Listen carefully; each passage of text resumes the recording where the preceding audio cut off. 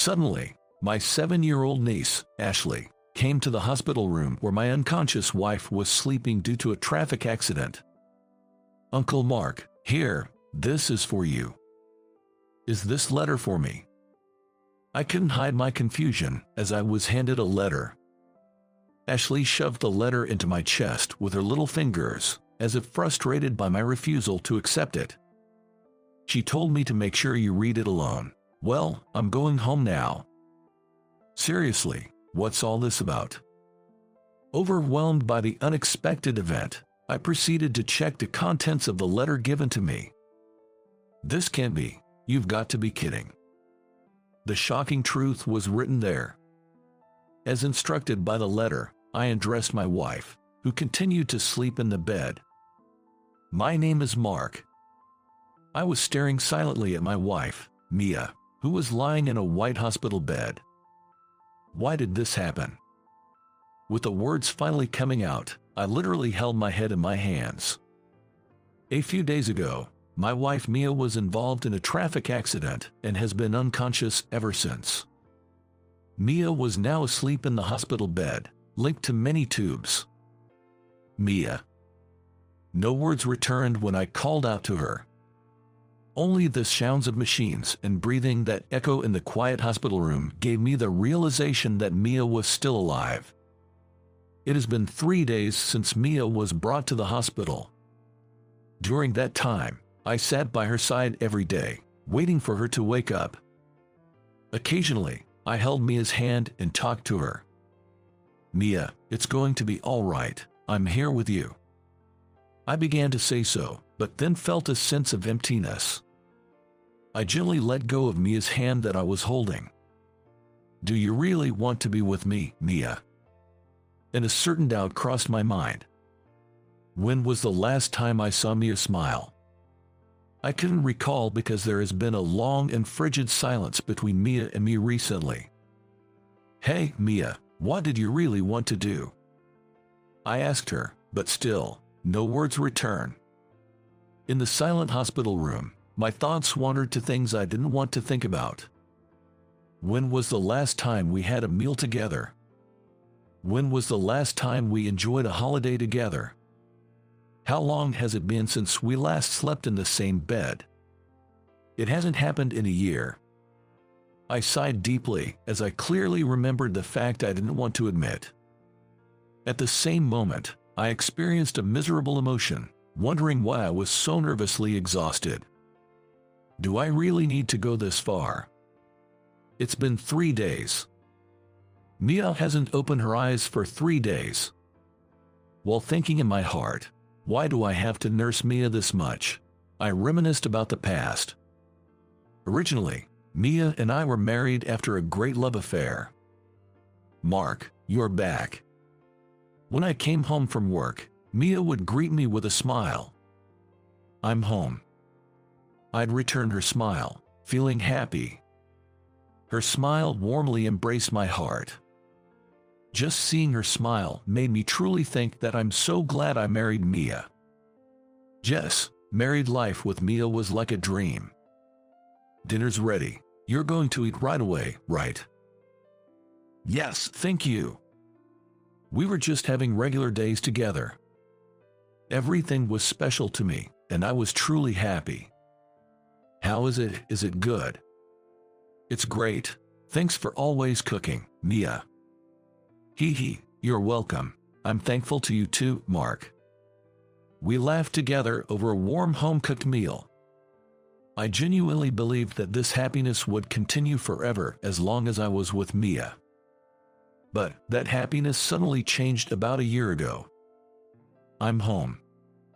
That day, like usual, I finished work and headed home. "Hey Mia, aren't you home?" The room, usually bright and warm, felt unusually dim and chilly that day. Wondering, I headed to the living room and saw Mia lying on the sofa. "Mia, I'm home. What's wrong? Are you feeling sick?" Worried, I reached out to her gently. Then, Mia quickly sat up, as if avoiding my hand. "Mia, hey, are you okay?" "It's nothing." Mia muttered with a frighteningly expressionless face and got off the sofa, walking away briskly. Mia, what about dinner? If it's not ready yet, I can cook. What would you like to eat? I don't want to eat, I'm going to bed. Without even looking at me, Mia headed to the bedroom. What's the matter with her? I thought she was just in a bad mood that day. I was naively thinking like that. However, Mia's attitude did not return to normal the following day or the day after. Mia, how about we go out this Sunday? It's been a while since we've been out together. I don't want to, I'm tired. Even when I invited her on a date, she coldly refused. Well, I guess it's about time to go to bed. Do whatever you want, I'm sleeping here tonight. Eventually, Mia began to avoid contact with me, opting to sleep on the living room sofa. Hey, Mia, is something wrong? One day, I decided to confront Mia. If there's something bothering you, I want you to talk about it. It's nothing, really. It's clearly not nothing. What's wrong, Mia? You've been acting strange since the other day. What's going on? I said it's nothing. Mia turned around, raising her voice, her face like that of a demon. I froze, and with a glance at me, Mia turned on her heel. Please, just leave me alone. Okay, sorry. Even though I tried to get closer, she only drifted further away. Mia mumbled with her back turned, and all I could do was apologize quickly. Despite her demeanor continuing in this manner, Mia would show a bright and warm expression as if nothing was wrong whenever our parents or relatives visited. Especially with my niece, Ashley, Mia was particularly close. Hey, Mia, let's do a diary exchange. It's really popular at school right now. That sounds great. Then, you can use this notebook. Really? Thank you, Mia. Hee, you're welcome. Ashley is my sister's child, a somewhat precocious 7-year-old girl. Ashley has become quite close with her aunt, hasn't she? You're right. She only refers to me as Uncle Mark and not by my name. Oh, come on. I'd rather be addressed by my name than be referred to as aunt by your child. Do you think so? Yeah, I think Mia feel the same way too. As I listened to my sister's words, I pondered. If Mia and I had a child, would our situation be any different? No, to be honest, having children was probably out of the question at the moment. Lately, I couldn't even hold Mia's hand. Mia, you seem to have a great time with Ashley. What? Is that a problem? Once my sister's family left and we were alone, Mia's attitude turned cold again. No, it's not a problem, but, oh, what was it? The diary exchange. What do you write in it? Mark, it's none of your business. Don't ask about every little thing. Oh, well, yeah, you're right. Sorry. Hey, don't you dare read it. I won't forgive you if you do. Okay. How long will I continue to tread carefully in this marriage with Mia? The chilly air between Mia and me almost broke my spirit. One day, after continuing to live this way, Mia started leaving the house for days without a word. Hey, Mia, where have you been? I was worried. Stop nagging. I just went back to my parents' house for a bit. Even when I confronted Mia upon her return, I only received indifferent responses. At this point, even I ran out of patience. Mia, enough is enough. I grabbed Mia's shoulder forcefully, making her face me. Please, if you have something to say, just say it. We're husband and wife, aren't we? I pleaded, staring intently into Mia's eyes. After a moment of silence, Mia suddenly averted her gaze. Can you not raise your voice? I'm not feeling well. Brushing off my hand, Mia walked to the living room and curled up on the sofa. Mia, could it be that you're... I almost blurted out, are you having an affair? but hastily swallowed the words. There was no evidence. Confronting her now would be pointless. While trying to suppress my smoldering heart, I felt a deep mistrust towards Mia. Then, 3 days ago, the situation took an unexpected turn. During work, I received a call from an unfamiliar number. Wondering who it could be, I answered the phone to hear a stranger's voice. Hello, is this Mark's phone? Yes, speaking. I replied, puzzled, and the man on the phone revealed he was a police officer. He then began to speak in a grave tone. Mark, please stay calm. Your wife, Mia, has been. I was informed that Mia had been in a traffic accident and was in critical condition, unconscious. Shaken by the sudden news, I left work early and headed to the emergency hospital the police had informed me about. Mia. After the treatment, Mia lay on the white bed, appearing as if she was just sleeping normally. There were few external injuries. However, it seemed the impact to her head was severe. Dr. Thompson informed me that whether she would wake up or not was determined by Mia's will to live. So, it's already been 3 days since then.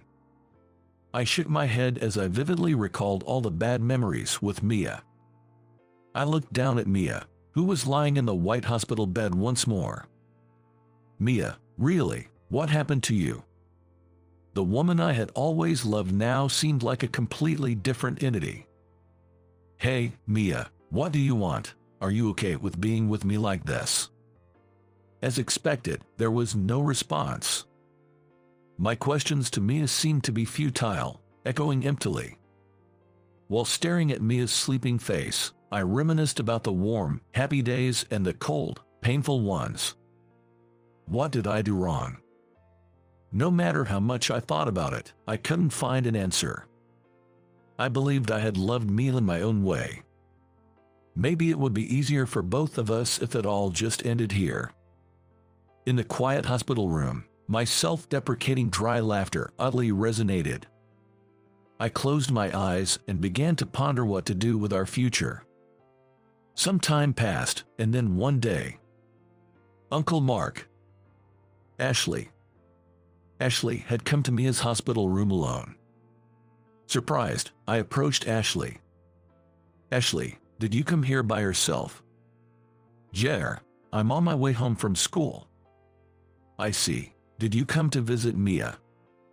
Yeah. While giving a small reply, Ashley looked into Mia's face lying on the bed, her eyes filled with sadness. Uncle Mark, Mia will eventually wake up, right? She's just sleeping now, isn't she? I don't know, Ashley. Maybe she might stay like this. I don't want that. Uncle Mark, can't you do something? I'm not sure if I can. Faced with Ashley's tearful plea, I felt complicated emotions. My niece Ashley was so desperate, yet as Mia's husband, I was honestly close to giving up. In fact, I was even starting to wish it would all just end. Mia, please, wake up. Seeing Ashley holding Mia's hand and shedding big tears made me feel unbearable. And then I realized, since Mia became like this, I hadn't shed a single tear. Mia. I was overwhelmed with self-loathing. I needed to clear my head. I wondered if I could somehow leave the hospital room for a moment. Hey, Ashley, aren't you thirsty? I'll go buy you some juice or something. Wait, Uncle Mark. As I tried to make an excuse to leave the room, Ashley stopped me. What's wrong? You know, Mia asked me for a favor. Saying that, Ashley put down her backpack and started rummaging through it. Found it. What Ashley pulled out of her backpack was a letter in an envelope. Uncle Mark, here, this is for you. While offering the letter, Ashley looked up at me with eyes brimming with tears. Mia asked me to keep this letter. It's for you, Uncle Mark. For me, from Mia.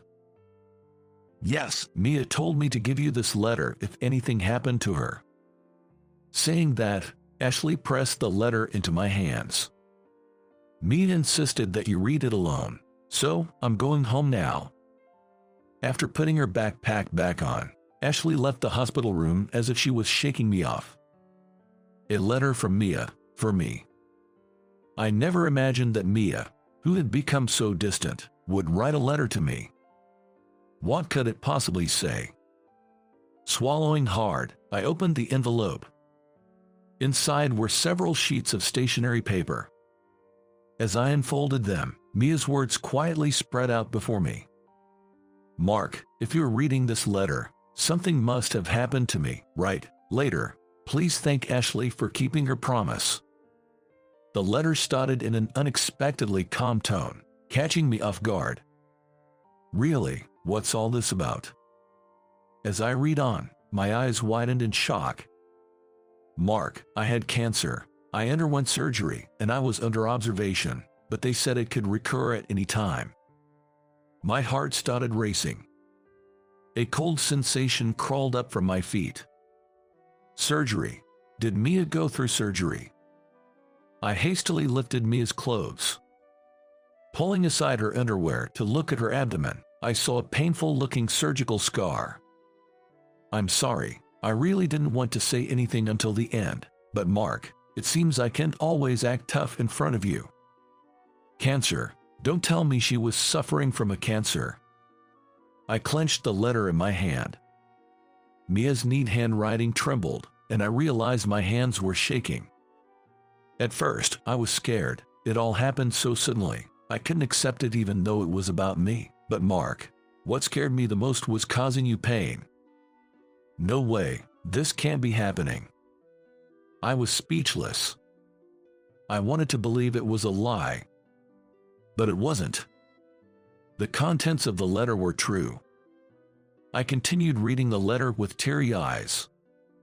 It went on to say, I'm sorry for keeping this a secret. I didn't want to cause you any unnecessary worry. I even asked Dr. Thompson to keep it from you until the end. So please don't wonder why he didn't tell you anything. From this point, the handwriting in the letter began to get messy. I'm also sorry for being cold to you for so long. You're so kind, Mark. I knew you would extend a hand in any situation if you knew about my illness, but I didn't want you to waste your precious time on me. Mark, I had another thing to tell you. The first page of the letter ended there, and I frantically turned to the second page. I can't have children anymore, so I thought it would be better for us to part, even if I got better. That's why I purposely distanced myself from you. I hoped you would come to dislike me enough to want to leave. Who cares about something like that? Shaking my head, I stared at Mia's letter. I've had a bad feeling about Mia's lower abdomen since I saw the surgical scar. But to me, that could never be a reason for us to part. I'm sorry for saying this now. I know that not writing such a letter would be better for you. The ink in this part of the letter was smudged. Surely, Mia must have been crying as she wrote this. I'm sorry, so sorry, but I can't do it. I can't bear the thought of being disliked by you, Mark. It's impossible. Mia. A sob welled up in my throat. I covered my mouth with one hand, trying to hold back the urge to cry out. I'm truly sorry. I would be so happy if you could fulfill my last selfish wish. Mark, I love you. I love you more than anyone in the world. Me too. I love Mia the most in the world. I poured my heart out to Mia through the letter. So please, be happy. I can say something cool like you can forget about me, but more than that, I wish for your happiness, Mark. Forget about you. That's impossible. Mia, Mia. With tears streaming down my face, I held Mia's hand tightly. It's okay, Mark. I'm sure you'll find someone much better than me soon. Just like you did for me. Make your new wife happy. No, I don't want anyone else but you. I squeezed her hand with all my might. Warmth slowly spread from Mia's palm to mine. Mark, listen, I was happy. I'm so glad I met you. Being married to you was truly a joy. Me too. I feel the same way. Emotions turned into tears and flowed freely.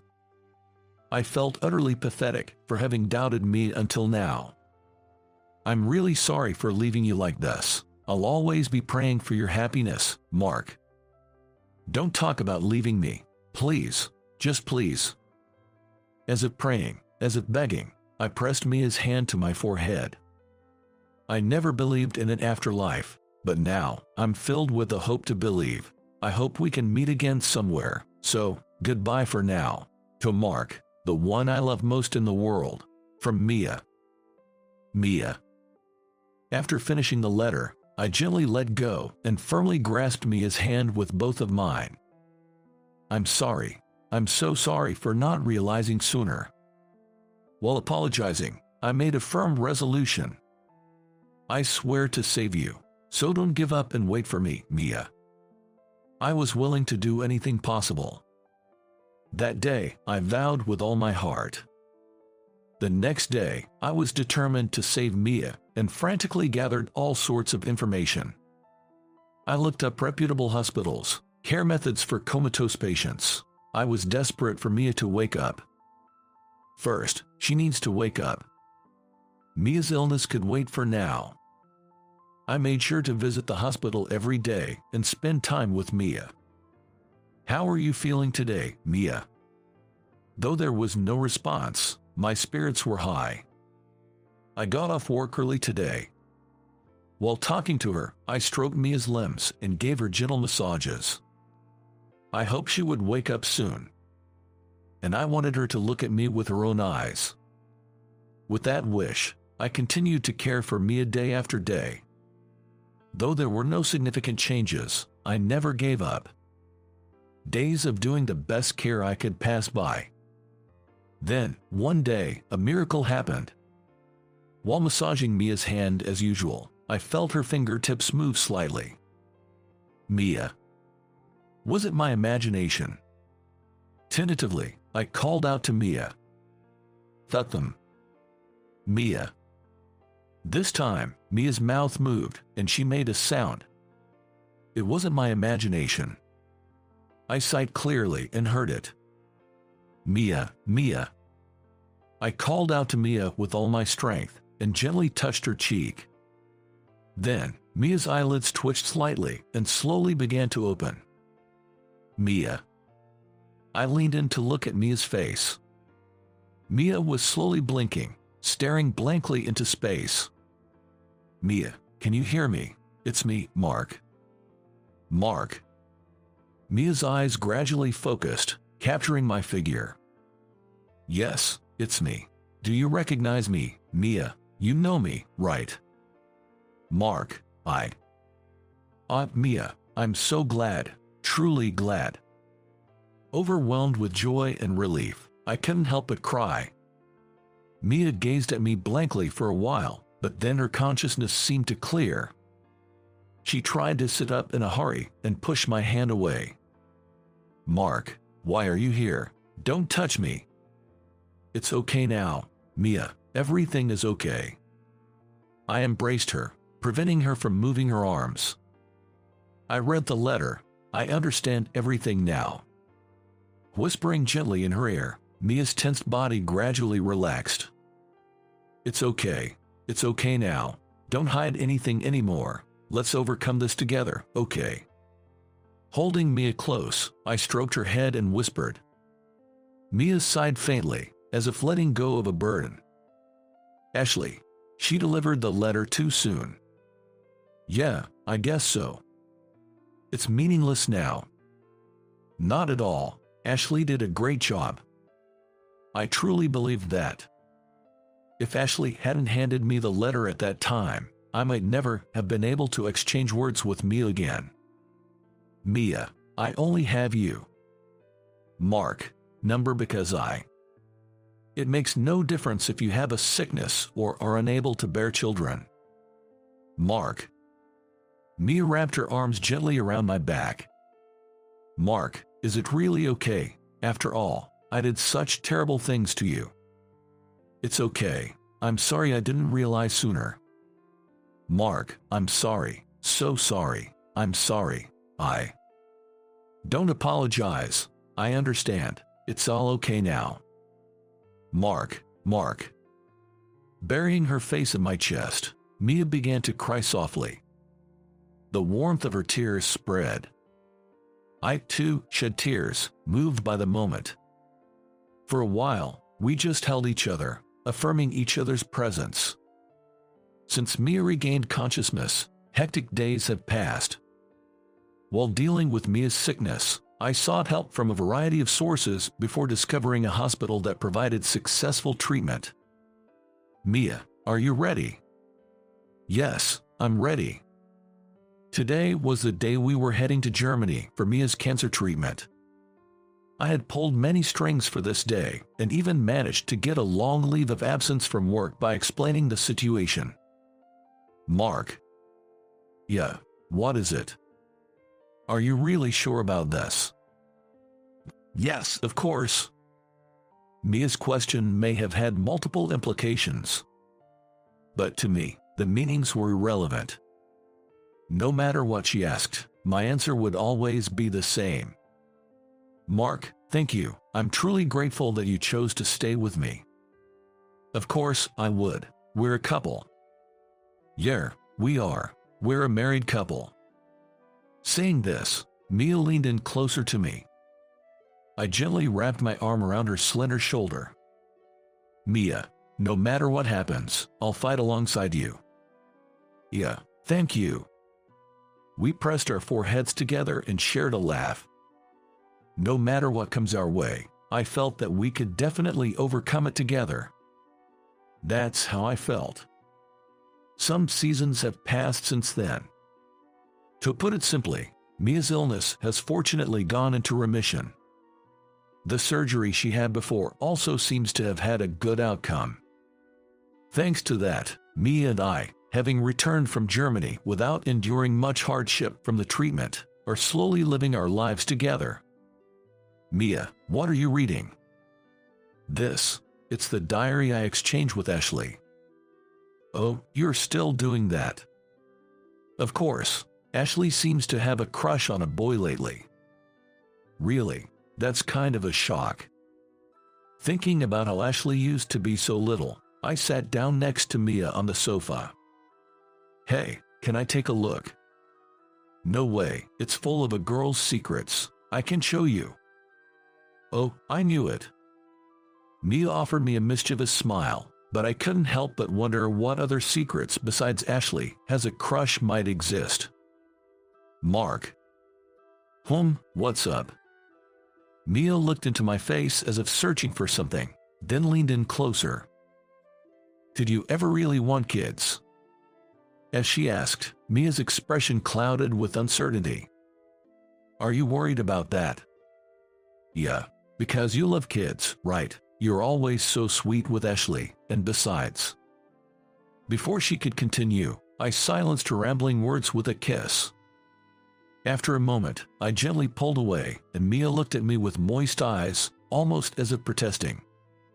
That's not fair. You worry too much about things that don't matter. While saying this, I held Mia tightly in my arms. All I want is to be with you forever. That's all I wish for. Yeah, me too. Feeling each other's warmth, Mia and I reaffirmed our love. We will never be apart again. I will never let go. With that firm vow in my heart, I slowly closed my eyes. It might be a little different from what we had imagined. Yet in this moment, we are undeniably